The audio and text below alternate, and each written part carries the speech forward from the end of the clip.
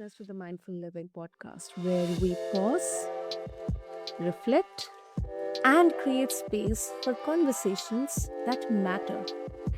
Now, let me ask you something. Have you ever pushed through physical pain with a smile? I have. Ignored that nagging tightness in your shoulders or that chronic fatigue that just won't go away.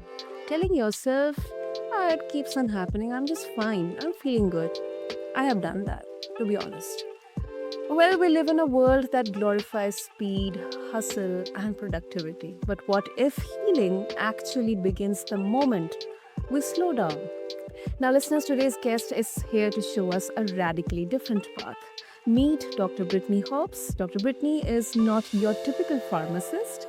She is a somatic soul guide and wellness consultant who helps high achieving women decode pain, fatigue, and tension, not just with science, but with deep energetic wisdom and somatic presence. Her work invites us to stop outsourcing healing and start listening to the intelligent language of our bodies. And this is not about managing symptoms, this is about understanding the messages beneath them.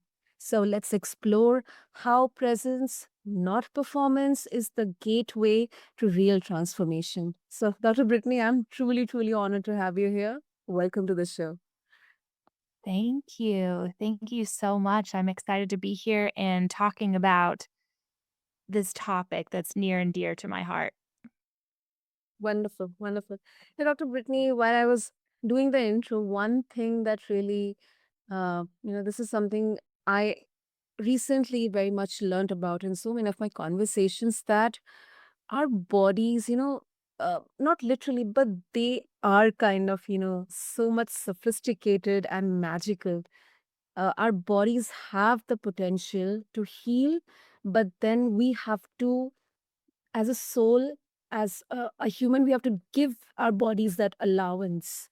So that is something that really has stuck with me. For since the first time I did that conversation with another one of my guests on mindful living, that's exactly what I guess our listeners will also connect with. So you often say that chronic pain isn't random.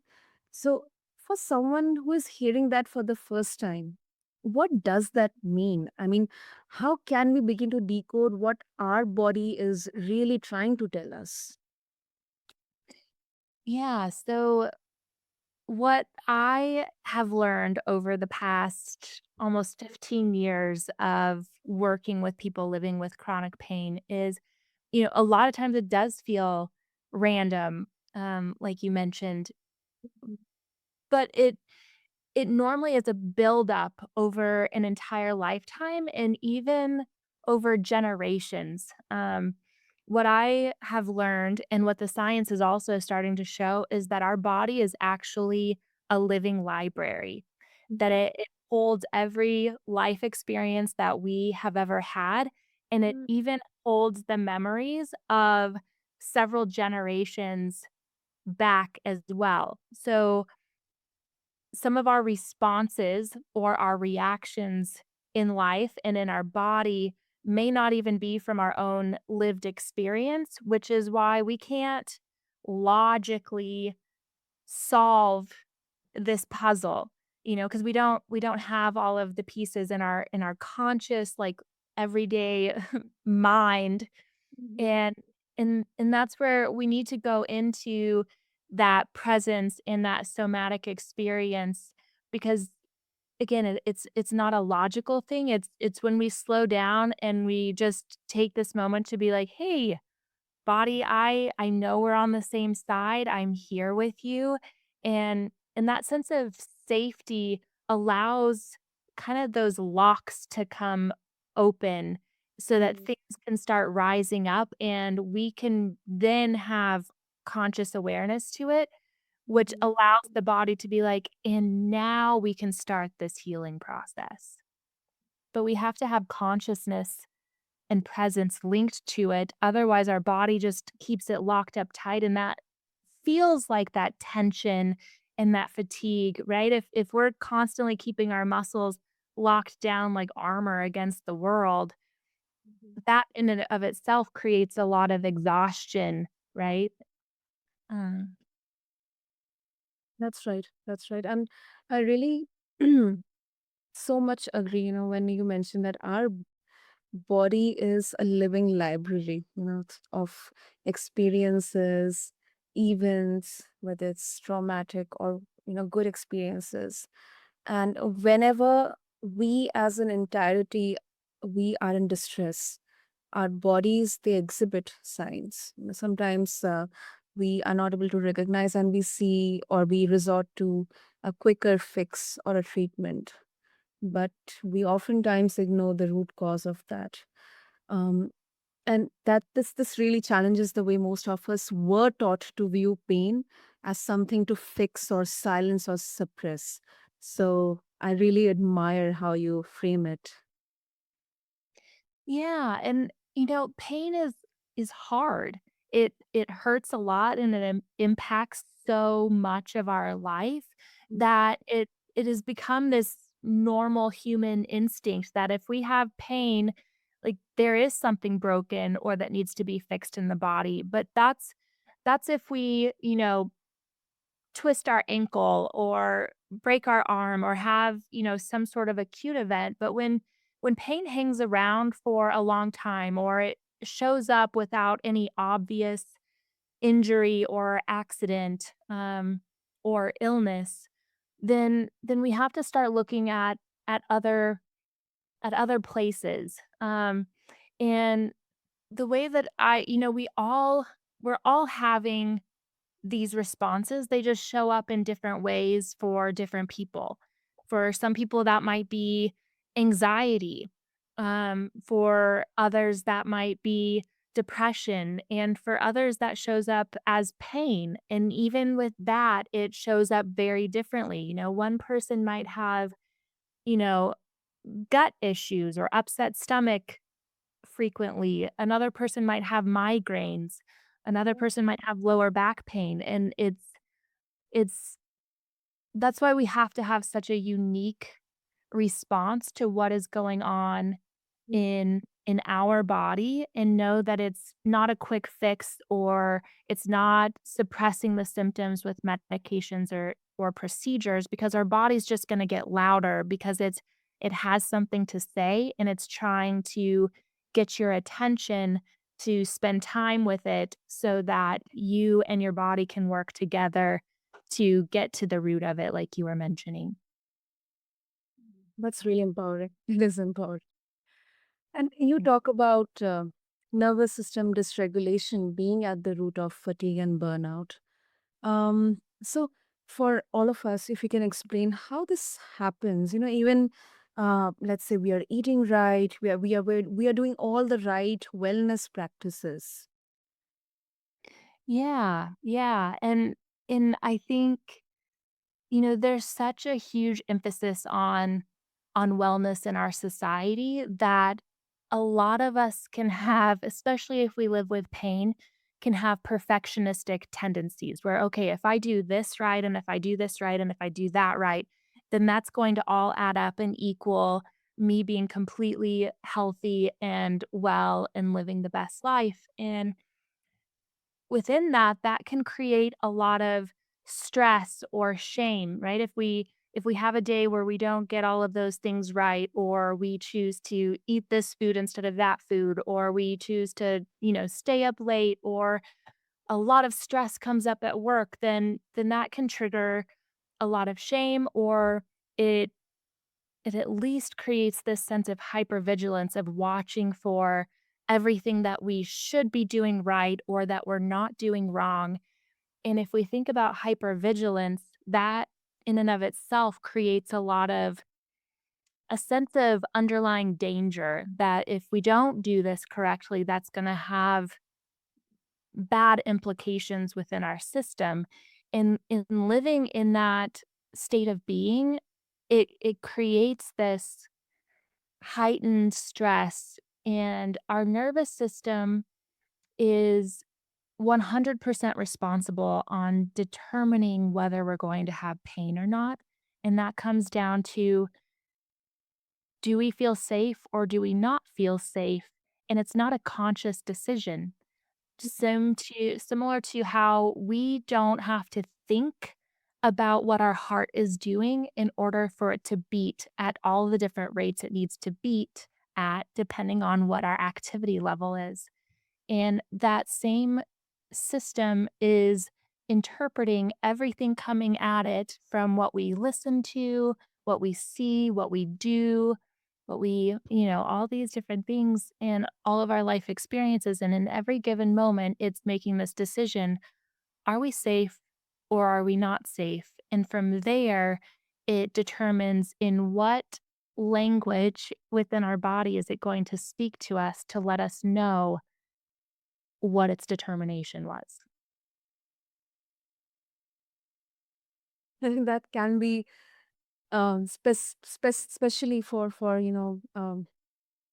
someone who is very much new to this. It can be really overwhelming, but I think it definitely, step by step, the small steps, it can be really, really so much therapeutic and healing to understand. And that is really powerful because, especially for women, um, I mean, it's not some kind of, generic overview, but I feel like they're feeling at self care.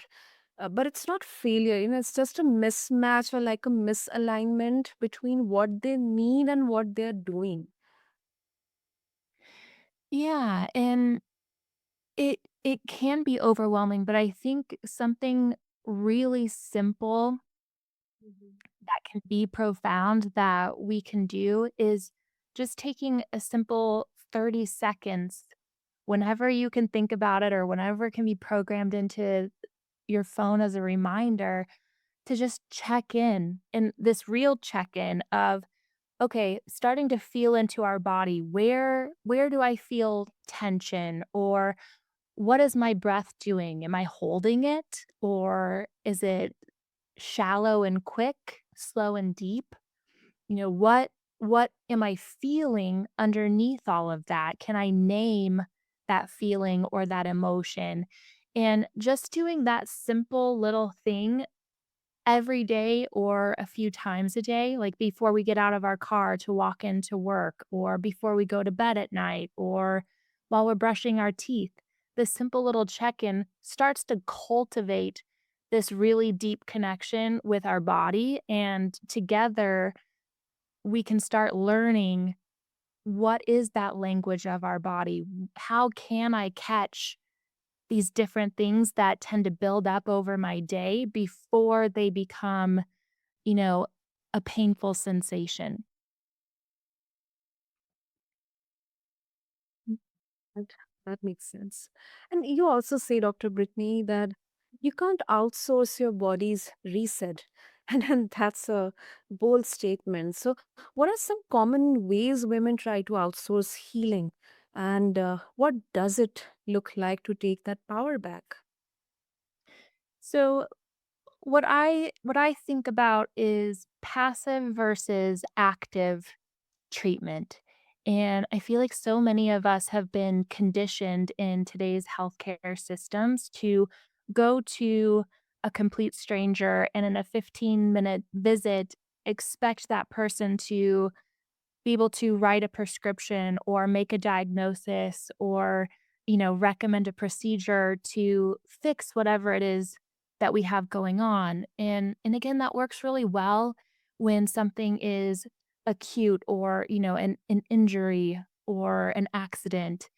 But when so many of our chronic conditions, including pain, are a culmination of a lifetime's, and even before this lifetime, right, of experiences, we can't expect somebody to be able to figure that out. They can offer a temporary suppression, but what I also think about, because I'm a very visual person, so, I think about passive treatment as, if we have a body of stagnant water, like a pond, for example, and it's got all of its fish in it and its ducks and plant life, and there's a whole bunch of stuff, but there's nothing fresh going into it. And if we expect, a healthcare practitioner to do something to us, like give us a medication or a procedure of some kind, we're just shifting or adding to what that stagnant water is doing versus if we are active and we choose little baby steps of or little shifts of things to do, then I think of that as, if snow's melting on the mountaintop, this little drip of this little change happening then connects with other drips that turns into a little stream that then flows into a bigger river that then goes into the big wide ocean. And in that starts again with those little tiny shifts that we do in our day-to-day life. So, for instance, like that 30-second check-in of feeling into our body, of slowing down and really being present of what am I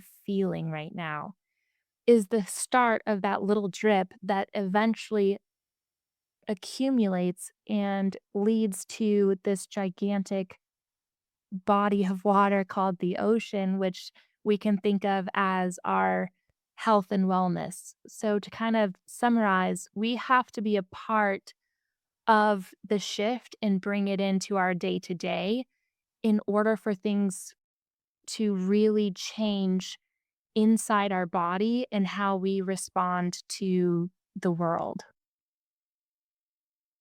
Wow, that was really, really, I mean, uh, such a simple yet such a beautiful visualization of that, entire process.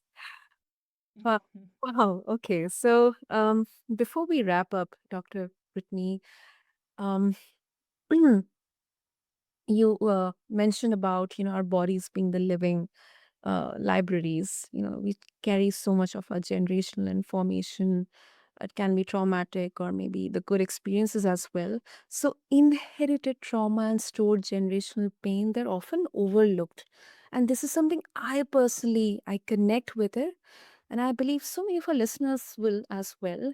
So, how do you approach healing patterns that may go back like three, four, and even seven generations back? Yeah, that's a great question. And, it's something that I help support women with when they work with me in some of my containers, but some let's see. I think the thing to really keep in mind is that our mind really wants the answers and wants it to be this picture that we can fully understand. But what our body just needs us to do is needs us to be still and be with it and allow things to come up. And so, some of the ways that I see this happening is in in being with the sensations. Stories can pop up into our mind, which sounds phenomenal, but it is truly a magical thing to witness. Or if we say, I'm really moved by music. So when I'm moving things in my own body, I might put on a certain playlist that I then just sit or gently dance with my body. And emotions come up, and a lot of times my mind wants to try to figure out, why am I feeling this way? And I just say, we don't need to have those answers right now. We just need to feel the feels. And so we just need to allow ourselves to be in these spaces where we feel safe and hold this compassion of, I don't need to have the answers. I don't need to fix this. I just need to be here and feel it and know that I'm perfectly safe to feel it. And that could be that we need to be there to witness and allow grief or anger to come up and move through our body. And, those are just the first two emotions that come up. But we just have to have that presence and tune into these different parts of our body, that might be holding tension or might be holding pain or whatever sensation is coming up, and allow ourselves to just open up and be there with no agenda with it except to be there and hold that space. And in that, then that generational trauma or these patterns can come up and be witnessed, and then they move along, and it opens up and creates this whole sense of spaciousness in our body. And I wanna say that that happens every time, that spaciousness, but I think the main point is we can't have any sort of agenda. We just need to be present with what comes up in those moments that we carve out for ourselves. This, like, the soul to body connection. Hmm. That's fascinating. Fascinating. Great, great. So for a woman listening right now, or for anyone, but especially for women who is feeling numb, disconnected, or maybe overwhelmed in her own body, where does she begin, Dr. Brittany? I mean, what's the first step towards presence, but without fear? Yeah, and that's such a personal question because 'cause we're all in such different places. Um, so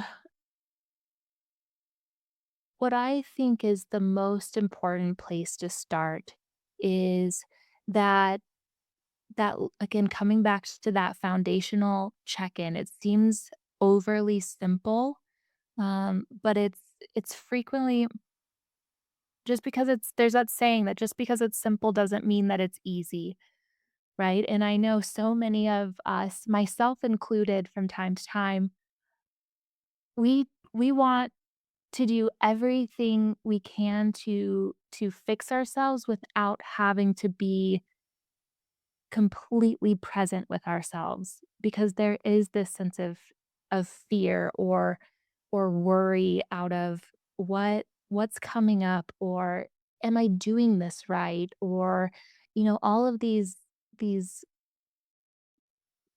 senses of self-doubt, or again, perfectionistic tendencies. I don't have time for this.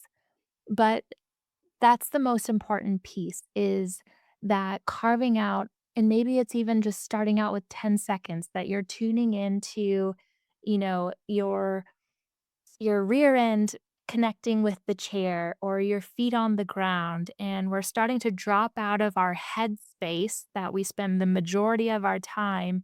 And how can I start to just feel my clothing on my skin, and or following my breathing? One thing that I really like to do is, as I breathe in and out through my nose, can I Mhm. feel the cool air coming in, and can I notice that subtle change in temperature to warmer as it comes out of my nose? And again, that's just this practice of really tuning into something other than our mind, which I feel almost all of us need as much practice with that as we can get. And as we practice that, it gets easier and easier to be with ourselves, and then that gives our body more and more permission to open up that library that it's holding and allow us to know and peruse what's going on inside of it. Absolutely. Wow. And if our listeners they would like to connect with you, Dr. Brittany, what's the best way to do that? Yeah, so I have my website, which is brittneyhobbs.com. Um, and that's BrittneyHobbs.com. And then on Instagram at Brittney.Hobbs. And then if anybody feels called, as a thank you, I would love to offer any of your listeners a 10% discount for any of my containers, to work with me deeper and have some really gentle guidance in implementing this and really getting to the patterns and the codes, and to unlock those deeper for your women listeners.